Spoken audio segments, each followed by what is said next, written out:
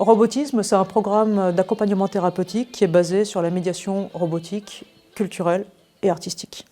L'enfant va programmer le robot lui-même, il va lui faire dire ce qu'il veut, il va lui faire ce qu'il veut, de manière à s'exprimer vis-à-vis d'autres personnes, d'autres humains en l'occurrence. Et le fait de s'exprimer par travers le robot, il devient acteur, puisque c'est lui qui programme, et en même temps spectateur, puisqu'il voit le robot parler de la scène qu'il est en train de vivre. Le robot est utilisé réellement comme un outil, c'est-à-dire comme une sorte de prothèse en communication avec le monde. Les ateliers robotisme sont adressés pour des adolescents qui ont entre 11 et 16 ans et qui présentent un trouble du spectre autistique. La première position, je vais enregistrer celle-là. Et le but, c'est de programmer un robot pour lui faire quelque chose et faire en fin de programme une restitution publique de ce qu'ils ont fait pendant les ateliers. Et par contre, donc c'est très limité en fait, en mouvement préenregistré. C'est quelque chose qui est très attractif pour les jeunes gens, les enfants, ce petit robot à qui on peut faire dire des bêtises et des choses un peu plus sérieuses. Mais c'est vraiment le point d'intérêt qui diffère de tout ce qu'elle a pu connaître jusqu'à maintenant. Ça va lui donner l'opportunité de découvrir vraiment un univers et puis en même temps de conserver cet aspect socialisation qui est ultra important chez un autiste Asperger puisque c'est souvent ce champ-là qui est déficient chez eux. On reconstruit pour les jeunes tout un environnement social, une sorte de micro-société dans laquelle les éléments sont fixes, rigides, on retrouve toujours les mêmes choses, dans toujours les mêmes lieux, avec toujours les mêmes personnes. Donc on reconstruit une micro-société. C'est la première fois qu'ils voient le robot. Ils ont fait une seule séance. La rigidité de ce cadre est très importante parce que ça leur permet de se reconstruire complètement, de reconstruire leur environnement et de se localiser eux-mêmes, de s'identifier dans cet environnement. Tout l'intérêt de robotisme, à mes yeux, c'est de rendre en fait les jeunes plutôt actifs. C'est-à-dire qu'à partir de l'équipement qui est proposé, qui est celui du robot et de son logiciel, c'est de pouvoir être actif, créateur, pouvoir inventer en fait sa solution pour aller vers l'autre. Donc la grande question, c'est comment je fais pour reproduire le comportement que l'enfant a avec le robot, pour qu'il le fasse aussi avec l'humain.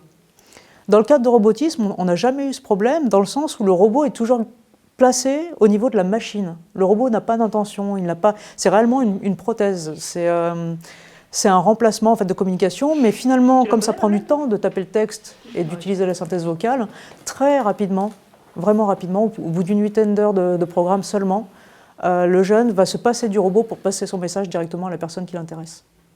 Donc parce que taper le texte va lui prendre du temps, etc. Donc au début, il utilise le robot parce que ça facilite, parce que ça le protège et parce qu'il voit ce qui se passe. Et très rapidement, il va dire son texte naturellement, en fait, sans qu'on lui demande rien, puisque ça ne fait pas partie des exercices. Mais il va se passer du robot pour pouvoir communiquer. Je m'appelle Nao aussi. C'est la première fois où elle va participer à un travail de groupe où on entend le son de sa voix. C'est-à-dire qu'elle va pouvoir dire oui, non, je veux faire ça, ou je veux pas faire ça. Alors qu'avant, tout se passait par écrit, mais qu'aucun son ne sortait de sa bouche. C'est la première fois que Louane elle-même demande à participer à une activité de groupe et qu'elle va être justement très en demande de rencontrer des jeunes gens qui ont les mêmes problématiques qu'elle pour pouvoir échanger sur ces problématiques. C'est vraiment la première fois depuis ce problème autistique qu'elle manifeste vraiment, qu'elle soit vraiment actrice de sa, entre guillemets, thérapie. Nous, ce qu'on voit en fait, c'est que les jeunes petit à petit arrivent à construire ensemble quelque chose. Ce qui est souvent très compliqué pour ces jeunes, c'est-à-dire qu'ils peuvent être en contact, mais pouvoir construire en situation, en contexte et conjointement avec l'autre une interaction, c'est souvent beaucoup plus difficile. Et ça, on voit apparaître petit à petit cette interaction conjointe chez les jeunes qui y participent. On a pu observer chez tous ces jeunes, en fait, une meilleure appréhension finalement des relations à l'autre, donc déjà une meilleure identification du soi, une meilleure identification de l'autre, et des conversations plus longues, par exemple des temps de concentration plus longs. C'est une situation où c'était plus de l'éveil, par contre ça nous demandait beaucoup. Il y a eu une meilleure relation avec l'autre, mais aussi la notion de compréhension qu'il y avait l'autre, qu'il y avait un autre. Chez l'autiste, c'est assez difficile à avoir notion des besoins des autres. Voilà, je fais de la boxe. Donc tu peux faire des essais. On est en train de développer un deuxième programme robotisme, mais dédié à des plus jeunes, des 5-8 ans, Et donc ce programme pourrait être très efficace pour accompagner des jeunes autistes en début de scolarisation pour ne pas accumuler de retard dans l'apprentissage de la lecture et l'écriture, justement pour apprendre à lire et écrire en utilisant le robot, puisqu'ils sont attirés par le robot, donc autant en profiter pour leur apprendre à lire et écrire convenablement. Vos premières impressions?